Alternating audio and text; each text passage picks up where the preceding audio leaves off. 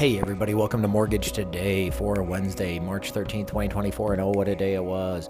UMBS opened the day down 16 basis points and stock futures were down 4.5 points. In general, there was some optimism heading into yesterday's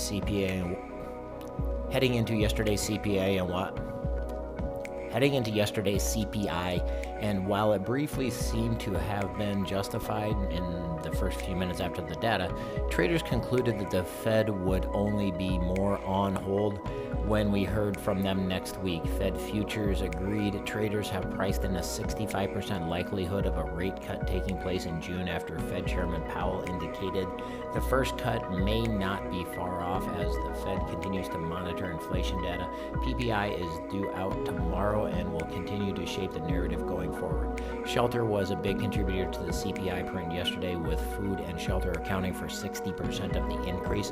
The good news is that the inflation index ex shelter is pretty close to long-term averages. The bad news is the Fed policy can't do much to address the issue. In fact, raising interest rates only increases the cost of building new homes, and the driver for shelter inflation is a lack of supply. This week's Treasury auction cycle also helped explain some of yesterday morning weakness as traders positioned for the 10-year auction. Today's only relevant calendar item is the 30-year auction, which went off at 1 p.m. It doesn't have quite the pedigree of the 10-year auction, but being the last auction of the cycle, it could give way to a shift in tone after 1 p.m., which we saw a little bit. Without any notable economic data on track, bonds were left to their own devices on Wednesday. This initially involved moderate overnight weakness and mostly sideways trading during the domestic hours. From the calendar standpoint, the 30-year bond auction was the lone tradable event. While it helped a little bit at first, bonds were soon right back to where they started. In hindsight, it was forgettable holding pattern type of day ahead of more relevant data on Thursday morning.